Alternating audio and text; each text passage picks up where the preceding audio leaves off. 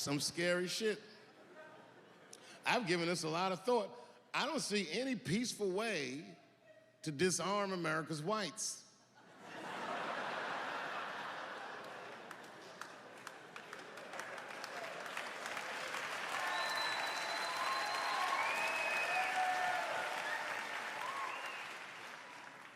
There's only one thing that's gonna save this country from itself.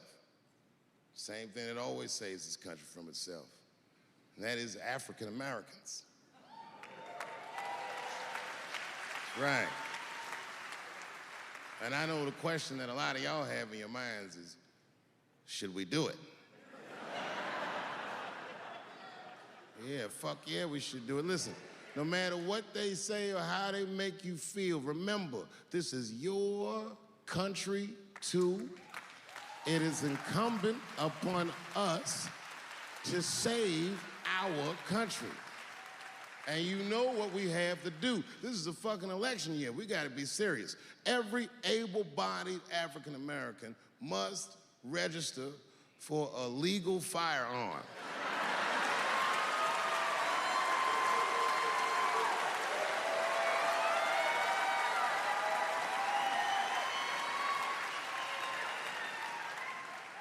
That's the only way they'll change the law.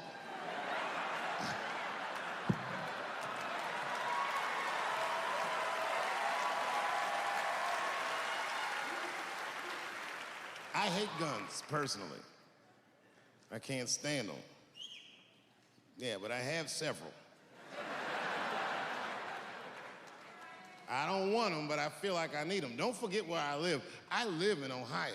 And anyone that knows anything about Ohio knows that even the word Ohio is an old Native American word.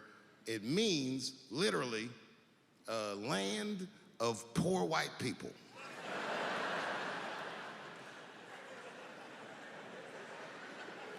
And I don't know what's going on down here, but in my experience, poor white people love, and I mean they fucking love, heroin. They can't seem to get enough of it. I didn't even know what I was looking at first. I was just driving like, why are all these white people so sleepy out here? Do you think?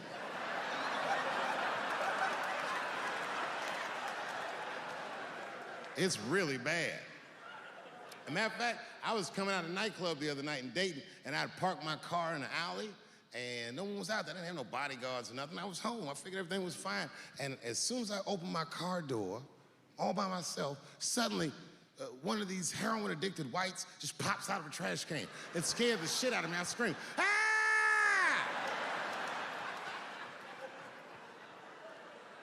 And then I realized it was a woman. She was fucked up. She said, hey man, relax, okay?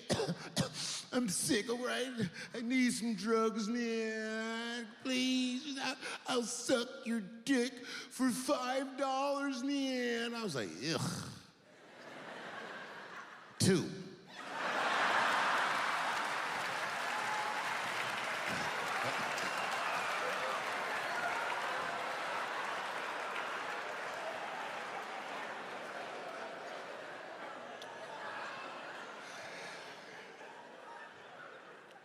Obviously, I'm joking. This opioid crisis is a crisis. I see it every day. It's as bad as they say.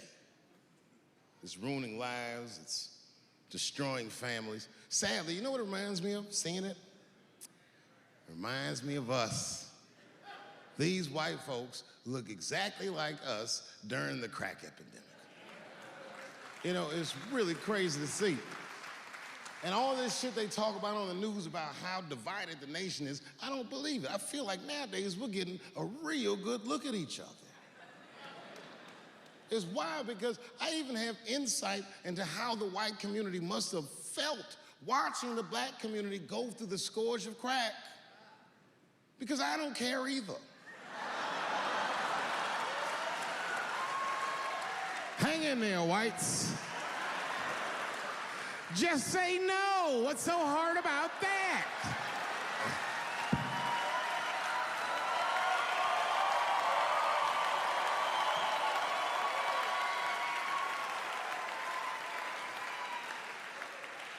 Remember when y'all said that to us? But it's okay. There's no grudges. Now you finally got it right. Once it started happening to your kids, you realize it's a health crisis. These people are sick. They are not criminals. They are sick.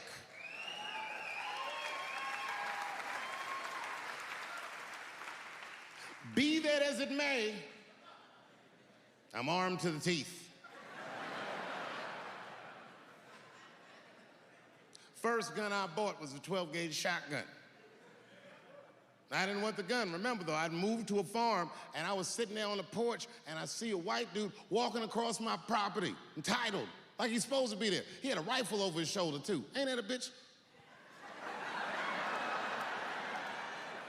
I said, what the fuck is this guy doing on my property?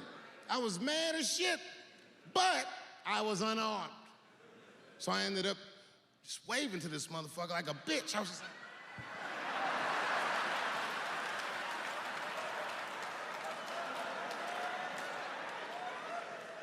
and as soon as he got far enough away, I ran to my car and sped to Kmart.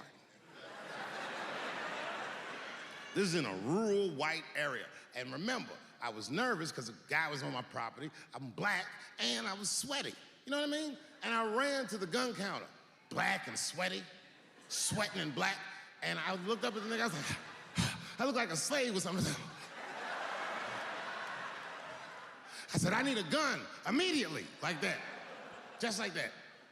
The guy didn't answer, no questions. He just grabbed a 12-gauge shotgun, handed it to me. I'd never even held a gun before. I'm not a dummy. I'm like, well, I need some bullets too. And the guy reached under the counter, put 2 box shells on the counter. He said, all right, buddy, which box do you want? And I didn't know. One box had a picture of some ducks on it. The other box had a picture of some deer. I said, well, what's that box with them ducks? He said, oh, that there's birdshot. And then he goes just like this, I'm not exaggerating, he goes, that won't kill a man.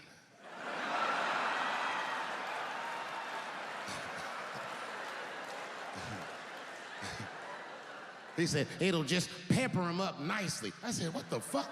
Pepper? You know what it means to pepper a motherfucker up? It means that when the shell explodes, hot BBs will shoot out of the barrel of the gun, not killing a motherfucker, but penetrating their skin and shallow flesh. Boy, that's gotta hurt. Hot BBs? Ha, ha! Remember when Dick Cheney shot a motherfucker in the face and he lived? That was birdshot. I said, well, what's that box with the deer on it? He goes, oh, that there's buckshot. That'll put a hole in the goddamn truck if you wanted to. So which box do you want? And he picked the one with the deer up and shook it.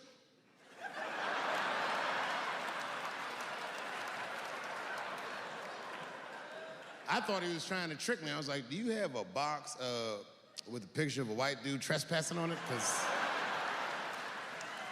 it's exactly the strength I'm looking for. But I didn't know that if you're defending your home with a shotgun, the formula dictates that you're supposed to buy both boxes. This was not a formula that I was familiar with. It goes like this. The 6 shots in a 12-gauge shotgun, so when you load the gun, you load it like this. First shot, bird shot. Next shot, buckshot. Bird shot, and then after that, gun's Jamaican. Buckshot, buckshot, buckshot.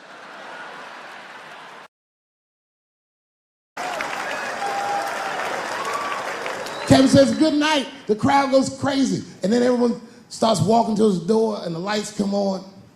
And then my son is just standing there looking at an empty stage. People are pushing past me and nobody's recognizing me. I'm like, man, this place fucking sucks. I said, come on, son, let's get out of here. And then my son looks back at me and he says, Dad, please, I have to meet him. I was like, oh my God. So I took him backstage. I've known Kevin for years, but can you believe I was scared to knock on his dressing room door? I almost said, I said, son, I haven't seen him for a long time, but and one of Kevin's goons opened the door. Hey, what's up, Dave Chappelle? What you doing, man? It's good to see you, brother. What you doing in this area? This is a terrible area. Yeah, actually, I live around here. Listen.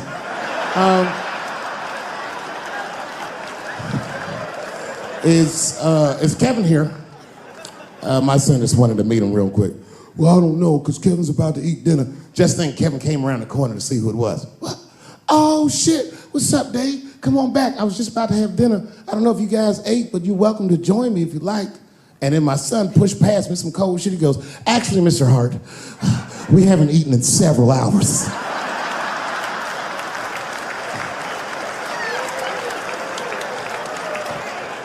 Man, Kevin took us into his back room. This guy had a fucking spread. It was Tuesday night. This motherfucker was having Sunday dinner. It was steaks, chops, corn with butter all over it. My son was eating all fast, embarrassed me. I was like, slow down, son.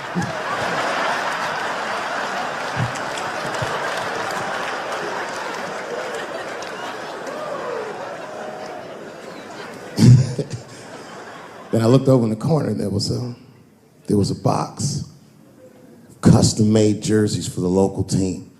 Each one was hand-stitched, and on the back they stitched on the K Hart on all of them. Kevin saw me staring at that box, and he went over and grabbed one of them jerseys, and he walked right to my son. He said, hey, little man, I want you to have this.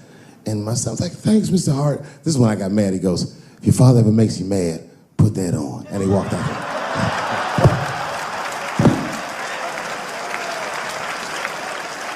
Oh, that was some cold shit. Then I realized, I looked up what Kevin made on Google. I couldn't believe that shit. Kevin is the first comedian that a Drake song could be about.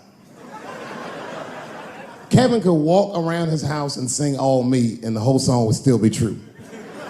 Got everything, I got everything. I cannot complain, I could die. I don't even know how much I really made. I forgot. It's a lot. Fuck that, never mind what I got. And his wife be like, Kevin, come to bed. He'd be like, ho, shut the fuck up. I got way too much.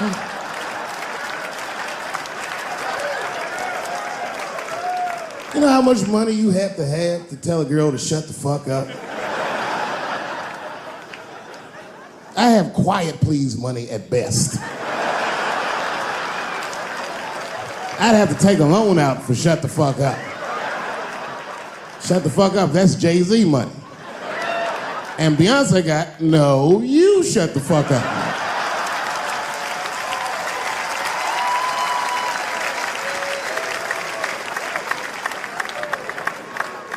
Let's not forget, I've never met Bill Cosby, so I'm not defending him. But let's just remember that he has a valuable legacy that I can't just throw away. I remember that he's the first black man to ever win an Emmy in television. I also remember that he's the first guy to make a cartoon with black characters where their lips and noses were drawn proportionally. I remember that he had a television show that got numbers equivalent to the Super Bowl every Thursday night. And I remember that he partnered up with a clinical psychologist to make sure that there was not one negative image of African Americans on his show. I'm telling you, it's no small thing. I've had a television show. I wouldn't have done that shit. Gave tens of millions of dollars to African American institutions of higher learning, and is directly responsible for thousands of black kids going to college, not just the ones he raped.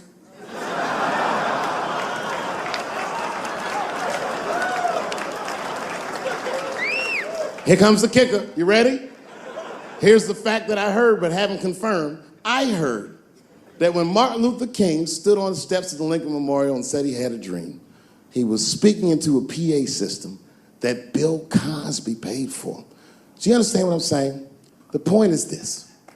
He rapes, but he saves. And he saves more than he rapes, but he probably does rape. Thank you very much. Good night.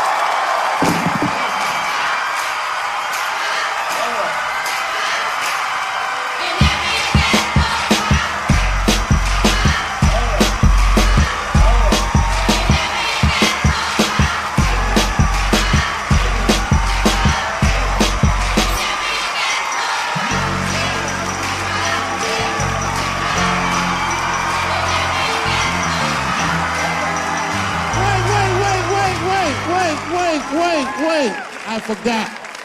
The fourth time I met O.J. Simpson.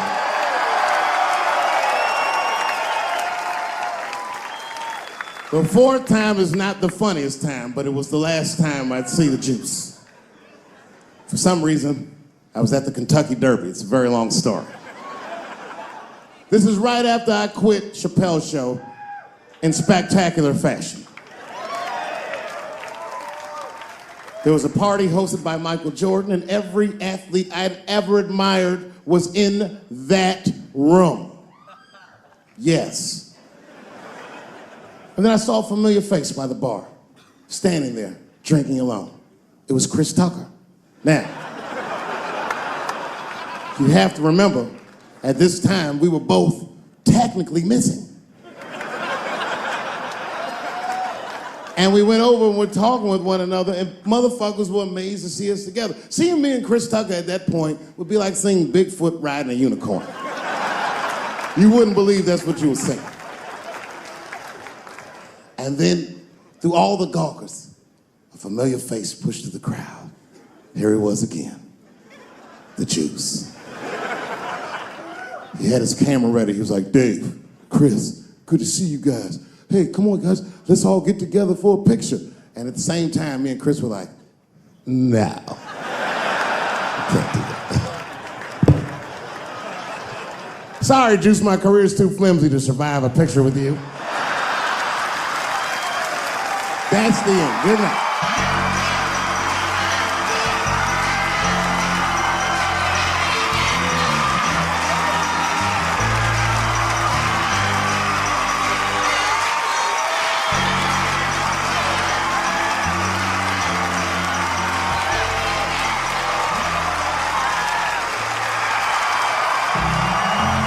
One last thing before you go. I just wanted to acknowledge, for the real comedy fans, we can't not acknowledge it. We lost a fucking juggernaut in comedy this week.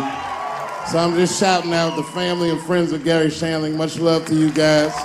My sincerest condolences. And for the hip-hop fans in the building, put two fingers up in the air. The Tribe Called Quest and my man Phife Dawg, may you rest in peace forever and ever. Thank you for that beautiful music. Good night, everybody. Thank you.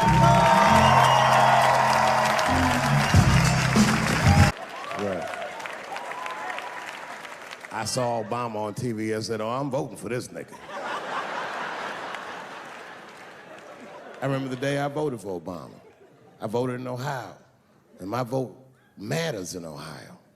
Ohio is a battleground state, but when I pulled up to the polls, all the soldiers were in line. There were so many black people in that goddamn line, I didn't even know it was the polls. I thought it was a check cashing place.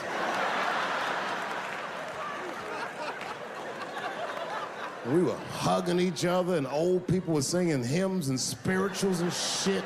It was like the O.J. verdict times 10 or some shit. I've never seen black people that happy.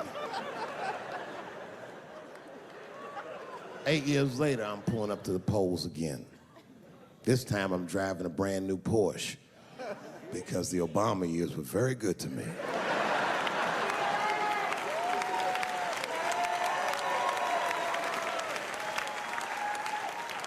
I was early voting, and when I parked my car, I figured out something that it would take the rest of the country another week to figure out. I understood that Donald Trump was going to be our next president because in Ohio, unlike D.C., you could see the results in the parking lot. It's all these goddamn pickup trucks and tractors and shit.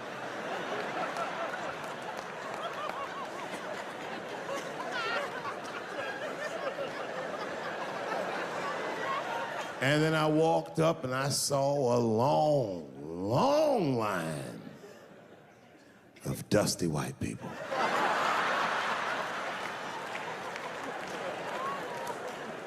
Yes, ladies and gentlemen, these were the poor whites. And I must tell you, I've never had a problem with white people ever in my life. But full disclosure, the poor whites are my least favorites. We've gotten a lot of trouble out of them. And I'd never seen so many of them up close.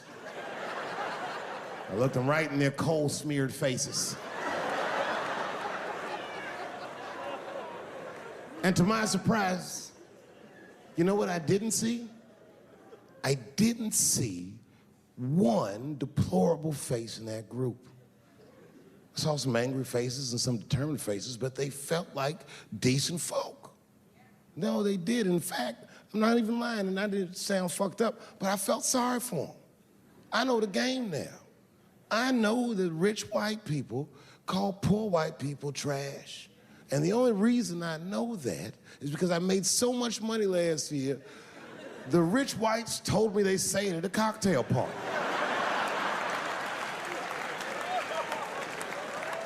And I'm not with that shit.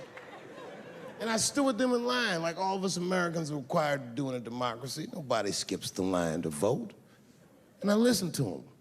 I listened to them say naive, poor white people things. Man, Donald Trump's gonna go to Washington and he's gonna fight for us. I'm standing there thinking in my mind, you dumb motherfucker.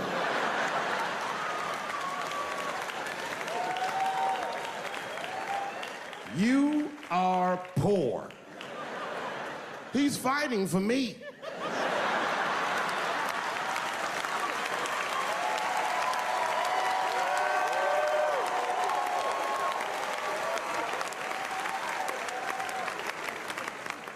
And they all looked at me. They could tell who I was voting for just as easily as I could tell who they were voting for.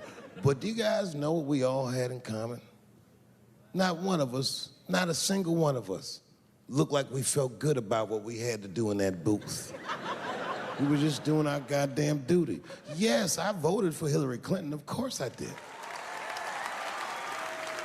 I voted for her because I liked what she said vastly better than I liked what he said. But to be honest with you, at that point, that shit was like watching Darth Vader do the I Have a Dream speech. That bitch is mean as hell. She had already Karate Kid swept Bernie Sanders' legs from underneath him. Boy, it was hard voting for that shit. But it was the lesser of the evils. I know you were a Clinton supporter, Miss. I am sorry to say like that. It didn't feel bad voting for her, but it didn't feel as good as it should have. She was gonna be our first woman president. They were gonna make coins out of this bitch.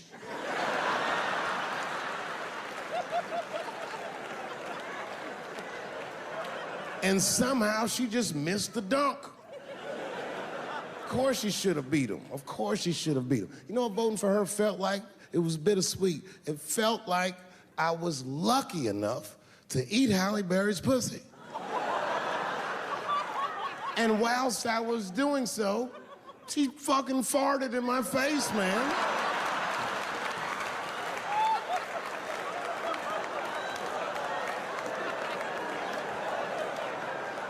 Now you understand, I'd still do it. But boy, I wish she didn't fart in this great nation's face.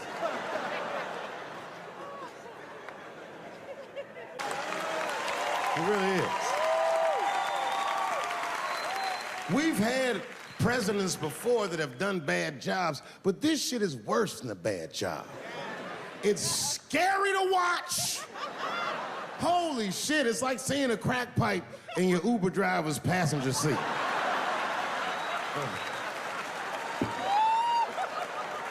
The fuck is wrong with this guy? Yo, he is lunching, nigga. I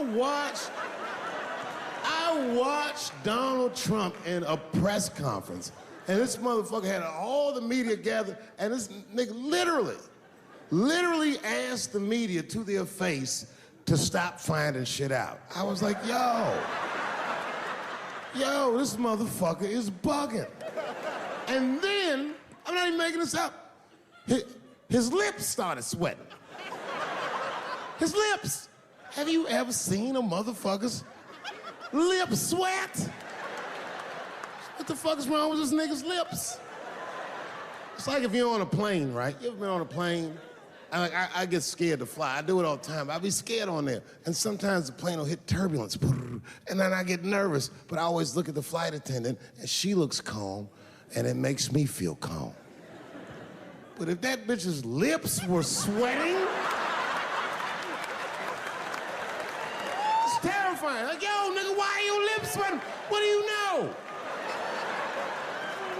And then, I'm not even making this shit up. This motherfucker grabbed the podium. He goes, you don't know how scary the things I read in my briefings are. And I was like, holy shit, man. You ain't supposed to tell us that, bro. That's bad leadership. Even as a parent, you think I'm gonna sit my kids down? Hey, little man, come here real quick. I was gonna holler at you for a second. Yo, I'm 3 months behind on the rent, nigga, and I am worried. Very worried. Go to school and have a productive day, nigga. I was just thinking out loud, getting some shit off my chest. I'm like, what the fuck are you doing, bro? This is bad, man. Jesus Christ. All this motherfucker's ideas sound like high people ideas. Like he doesn't think these things through before he tells us. He just tells us what he's thinking as soon as it occurs to him. This shit sounds nuts. I'm gonna go to China and I'm gonna get those jobs from China and bring them back here to America. For what, nigga? So iPhones can be $9,000? Leave that job in China where it belongs. None of us want to work that hard. The fuck is he thinking? I want to wear Nikes. I don't want to make them shits. What the fuck are you doing? Stop trying to give us Chinese jobs. I am going to bring back coal. Coal? I'm not even exaggerating. I have never in my life even seen a fucking lump of coal. I honestly don't even know what coal is for. If you're gonna have motherfuckers digging around in the dirt looking for shit, find me some truffles, nigga. That's what I'm about. And these truffle prices are getting out of control. If it gets any worse, I'm gonna be back down to regular butter like everybody else. Terrible, terrible job. This motherfucker hit North Korea with rap battle threats. Fire and fury, like, yo! Yo, what are you doing?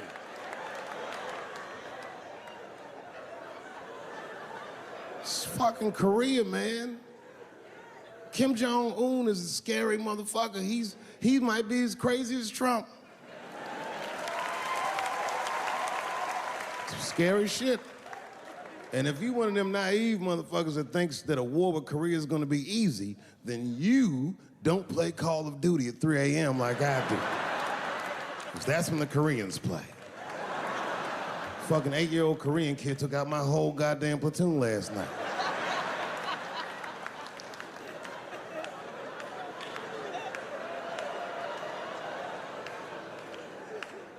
I've never seen somebody in an office so high with the most just basic fucking solutions. Like, you know, we should not let any more Muslims in the country till we can figure out what's going on. Did he just say, figure out what's going on? Who doesn't know how to do basic math? Let's count it out, okay? There's been 17 mass shootings in the United States.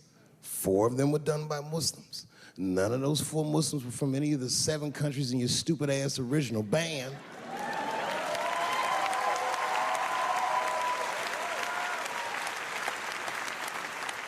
And since he brought it up, the other 13 shootings were done by the Tiki Torch Whites. These are facts. And you don't see me trying to ban white people from the show to keep the rest of the audience safe. It's a fucking terrible idea because it's mean and it's racist, and most importantly, it would be catastrophic to my bottom line. If there were no white people here tonight, I might leave this bitch with $1,800. This man needs to realize that we all need each other. And that's why we will never, ever be able to beat China, because everybody in America is racist and everybody in China is Chinese. This motherfucker called it all wrong.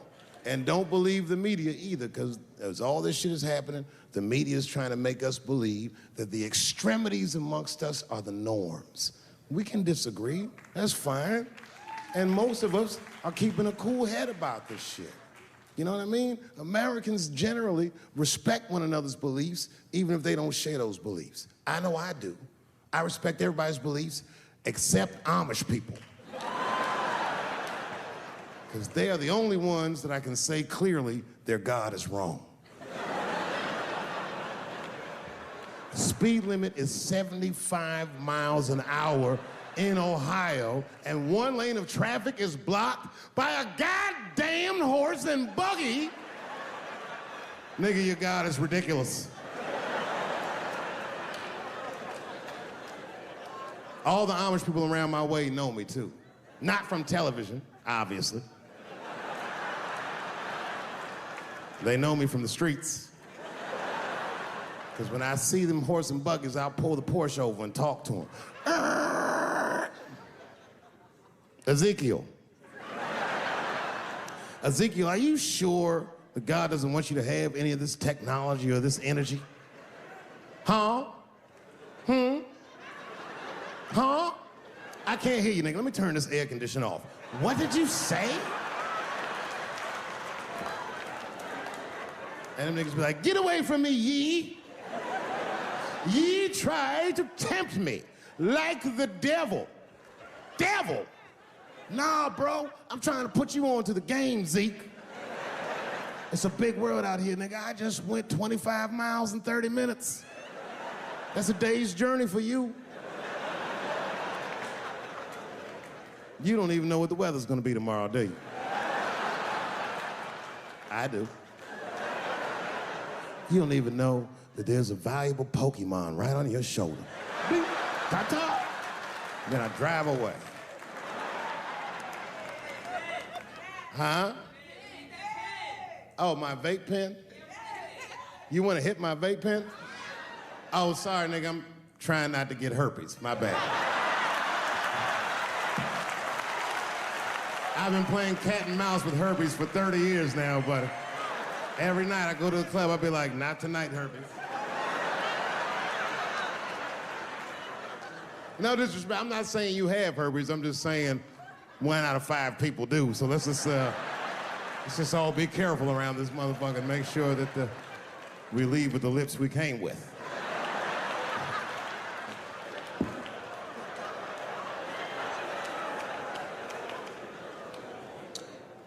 Sometimes I think that the media is hard on Trump, because I'll see shit that they get on him about that doesn't seem bad to me. I mean, nigga got on Trump about not staying in the White House enough. Who gives a fuck? This motherfucker was rich. Used to shit in a gold toilet. It's true. I don't know if you've ever been to the White House. It looks like a very nice place to work, but I wouldn't want to live in that Scooby-Doo ass house either. That shit's terrifying looking. Imagine you trying to jerk off in the crib and Abraham Lincoln's just looking at you like...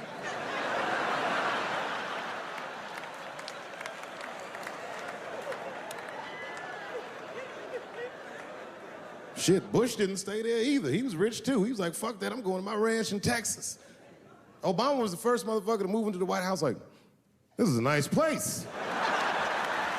Look at this rug.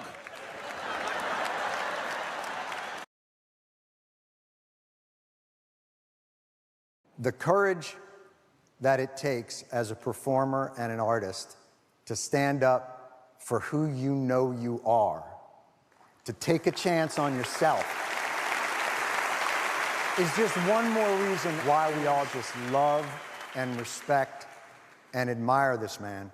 And, you know, it was until we started touring a couple of years ago together that I really got a chance to watch him walk through life. I always imagined him on a tractor, you know, out in Ohio, listening to Prince. But because it was Dave, obviously, I just imagined that Prince was there, because that's just how Dave's life was. Things happen in Dave world that just don't happen anywhere else. In fact, the last time, this was in 2008, I think, and I was in D.C. In the back of this little restaurant was a gentleman that I recognized as Dave Chappelle. And I thought, why is Dave Chappelle here? And I said, Dave, what? I hadn't seen him in a long time. How are you? What are you doing? And we caught up, and I said, you know, Dave, I'm down here. I'm actually running over to Walter Reed. It was in the height of the Iraq War. And I was going to run down to Walter Reed, and I had a stack of Chappelle Show DVDs that I would bring with me, because they love those. And The Daily Show, So I have these Chappelle Show DVDs, and I say to Dave, I'm going to head down and I'm going to see these guys, these wounded warriors, and I have your DVDs. What are you doing right now? What do you say? You know, he's a spontaneous guy. Let's go. Let's really blow their minds. And he looks at me, and I'll never forget it. He looks up and he goes, no, I'm good.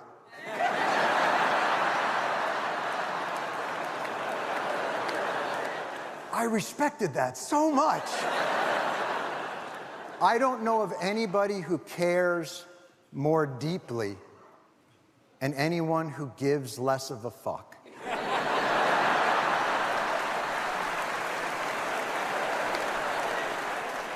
Dave is a touchstone because he's a seeker of knowledge. He's a man that seeks out people and experience and knowledge, and he wants to touch it and feel it and be with it on the ground so that he can then channel that through his art and redirect that back to you as something completely different and new.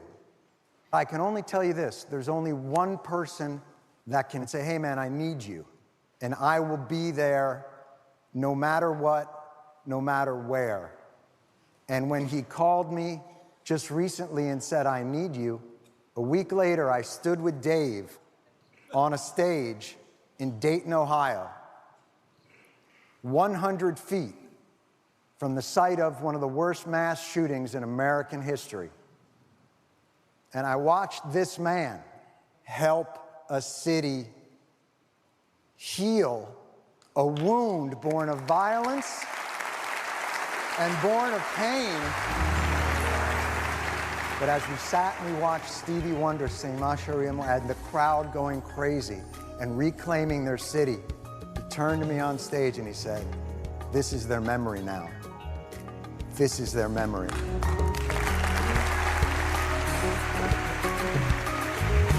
Wake up, everybody, no more sleeping in bed. No more backward thinking, time for thinking ahead. The world has changed so very much from what it used to be. There is so much hatred, war and poverty. Oh. I say this every time I come to Ellington. I hope you guys remember this. You are very necessary now. Oh, yes. This is a season for artists. Secretly, I'm building an army of artists. I want all you guys to get out there and fight in the army. It's not a violent fight, but it's a revealing one. You gotta reveal people to themselves by exposing yourself with your art. The world won't get no better if we just let it be. Oh, the world won't get no better. We gotta change it, just you and me. Honestly, looking at y'all inspires me. I feel like I was just you. If I could go back and talk to myself, I would tell myself what I'm telling you guys. Be nice and don't be scared.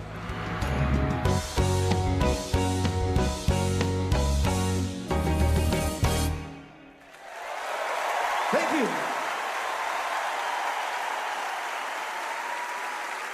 The Mark Twain Prize was created in honor of a great satirist and irreverent observer of the world in which he lived. In honoring Dave Chappelle this evening with the Mark Twain Prize, we are honoring a comedian at the top of his game, someone who already has a lifetime of achievement behind him, but promises to have another lifetime in the coming decades. And for these reasons, the Kennedy Center is proud to present Dave Chappelle with the nation's highest comedic award, the Kennedy Center Mark Twain Prize.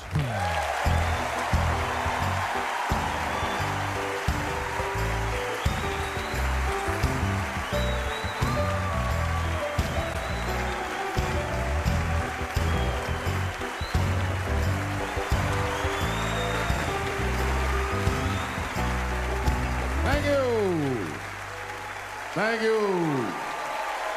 Thank you. I like not knowing what's gonna happen. I like making memories. Sometimes I do all this crazy shit around my colleagues just so that they can tell their friends I did it. But rather than talk about myself, just briefly, I want to just talk about my genre. Stand-up comedy is an incredibly American genre.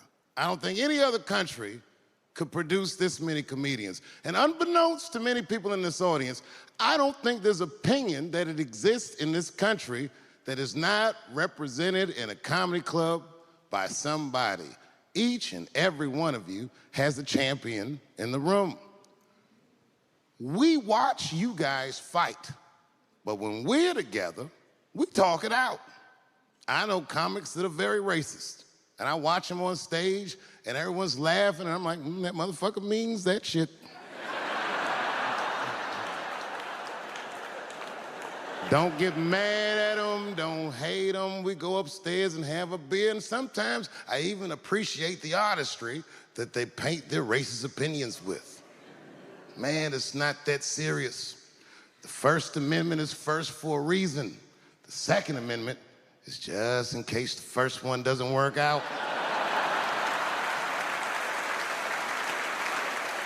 We gotta let some air out of the ball, man. The country's getting a little tight. It doesn't feel like it's ever felt in my lifetime. So tonight, I am honored that my colleagues are here in comedy and in music.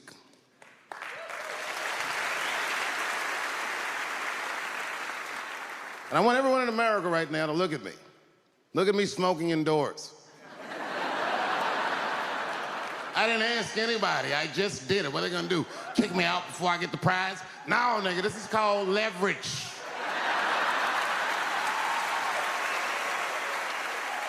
The thing that I liked best about tonight was that I saw so many people from different parts of my life, like friends that I grew up with here in DC, friends of mine from Ohio then and now, friends of mine from comedy clubs, all the fucking musicians that blew my mind. You guys have no idea how you inspired me. I want to give a special shout out to my OG, Tony Woods. Miles Davis has a quote.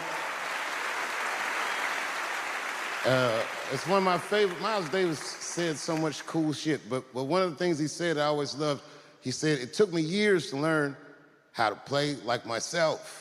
You know, he would watch other musicians and he would try to play like Dizzy and Bird, all the guys who were great. Tony Woods is like Dizzy and Bird. If I was Miles, I was trying to play like you. You were the first person I ever saw who would absolutely not fearless and told the truth. There's something so true about this job. And I would fight anybody that gets true practice of this way. Because I know this is the truth. Comes back to me. I'm talking about the content. I'm talking about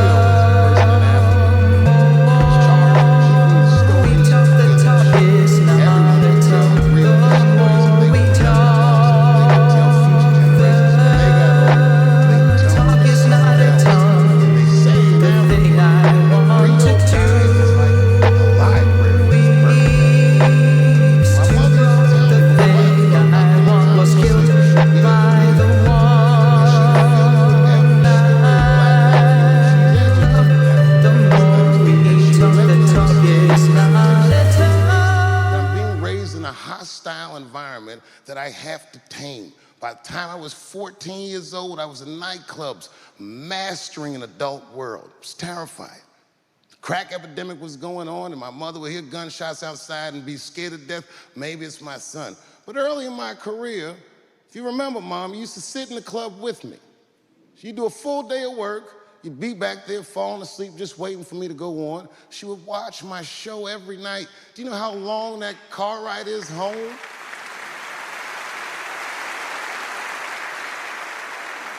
How many of you have ever heard your mother say, pussy jokes were a little too much tonight, son?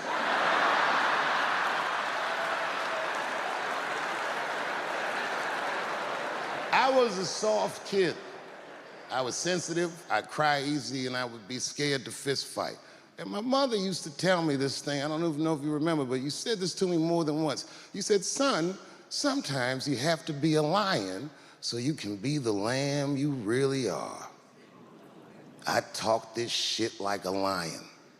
I'm not afraid of any of you when it comes word to word. I will gab with the best of them, just so I can chill and be me. And that's why I love my art form, because I understand every practitioner of it. Whether I agree with them or not, I know where they're coming from. They want to be heard. They got something to say. There's something they notice. They just want to be understood. Love this genre. It saved my life. So tonight, Mom, I would like to honor you in a very special way that I cannot do on my own.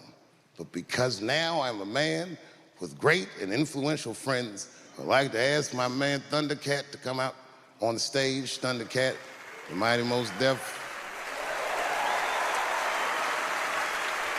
Washington, D.C., thank you very much for giving me a home and a place to start. Today is officially Dave Chappelle Day in Washington, D.C. The mayor declared it last night. So, in the future, on Dave Chappelle Day, I ask everyone who wishes to celebrate it to make one incredible memory for themselves and or somebody else. Thank you very much. Good night.